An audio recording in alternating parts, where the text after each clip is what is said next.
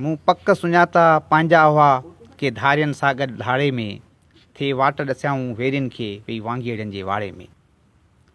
साथियो, दोस्तो, ही बेवाजिबुनि जो तसलसिल आहे, पाकिस्तान पीपुल्स पार्टीअ जे बेवाजिबुनि जो तसलसिल आहे।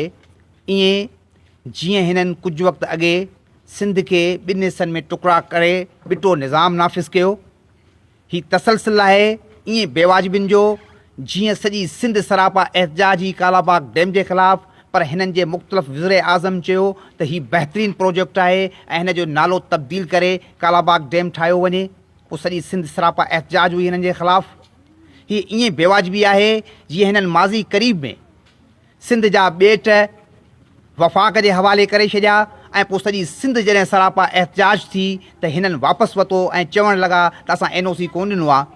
ही बेवाजिबी आहे ईअं जीअं मुख़्तलिफ़ वक़्तनि ते हिन कराची जी हिकिड़ी दहशतगर्द तंज़ीम सां इतिहाद करे सिंध खे टुकड़ा करणु ऐं उनजी वैधानियत ते वार करण में का कसर न छॾी आहे। इहो हिन तसलसिल आहे बेवाजिबुनि जो। कल्ह ऐं चोरी खां वठी मुसलसिल जेका सिंधी वसदियुनि ते हिन गबोल जे ॻोठनि ते जेका पुलिस चढ़ाई पई करे, तव्हां सम्झो था त पुलिस खां पंहिंजे मर्ज़ीअ सां ईंदी, मलक रियाज़ जे चवण ते ईंदी। उन्हनि खे पुट भराई आहे, उन्हनि खे ऑर्डर आहे सिंध गवर्नमेंट जो त तव्हीं वञो ऐं वञी ख़ाली करियो आबादियूं। हू बराबरि जा पार्टनर आहिनि मलक रियाज़ सां। ज़रदारी साहब अरबे खरबे रुपयनि जो मालिक आहीं, उन जे बावजूदि तुंहिंजो बुब कोन थो भरिजे जो हिन ग़रीब ऐं मिसकीन माण्हुनि में जिन जो बुनियादी हक़ आहे त हिते रोड ऐं रस्तो हुजणु खपे, हिते हॉस्पिटलूं हुजणु खपनि, हिते स्कूल हुजणु खपनि, हिते कॉलेज हुजणु खपनि, हितां जा रोड पेरिस जो लुक ॾियनि तुंहिंजे बराबरि में। हिन तुंहिंजे मुंहं ते चमाट हई आहे जहिड़ो की मलक रियाज़ इहो साबित करे त हीअं करे सघिजे पियो, पर तव्हां न कयो।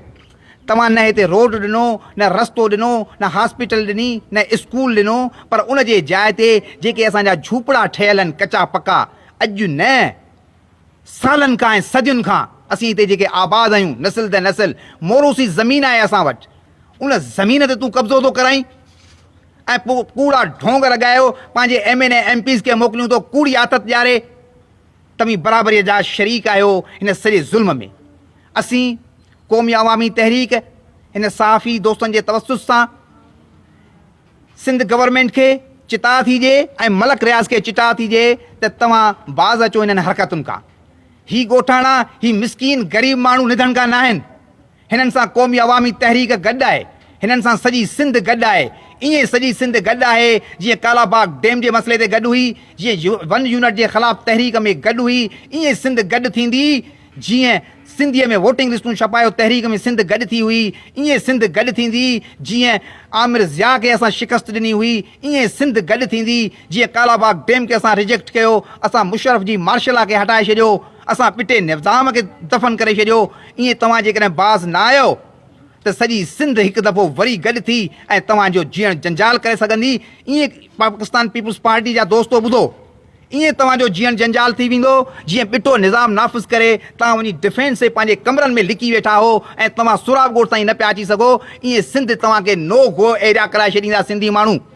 इन करे असीं मुतालबो करियूं था सिंध गवर्नमेंट खां, सुप्रीम कोर्ट खां, हाई कोर्ट खां, ख़ुसूसन हाई कोर्ट ऐं सुप्रीम कोर्ट खे असीं गुज़ारिश करियूं था त हिन ते सो मो एक्शन वठी प्रॉपर लीगल तरीक़े सां, जंहिं तरीक़े सां अॼु हाई कोर्ट कुझु नोटिस वरितो आहे उन ते अमल थियणु खपे त हिननि जे ग़ैरबान में, सिंध गवर्नमेंट जे ग़ैरबान में ॻिचीअ मां पकिड़े हिननि खां पुछाणो थियणु खपे त सिंधियुनि माण्हुनि जूं बुनियादी जेके हिननि जो हक़ आहे उन जूं झूपड़ियूं तव्हां छो ड्राथियूं आहिनि।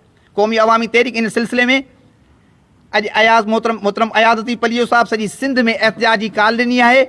उन काल जे तसलसिल में असीं कराची डिवीज़न जे तरफ़ां आचर जे ॾींहुं 4 बजे कोरंगी ज़िले जे अंदरि, मलीर ज़िले जे अंदरि ऐं वेस्ट डिस्ट्रिक्ट जे अंदरि असां पुरअमन मज़ामती हिकिड़ा एहतजाज कंदासीं, एहतजाज नोट कराईंदासीं। इन पुरअमन एहतजाजनि खे जेकॾहिं तव्हां न सम्झो त पोइ सॼी सिंध हिकु तमामु वॾो लखनि जे तइदाद में मजमूओ गॾु करे ज़रूरत पई त पार्लियामेंट ऐं ज़रूरत पई त बहरिया जो असीं घेराव कंदासीं। जी सिंध।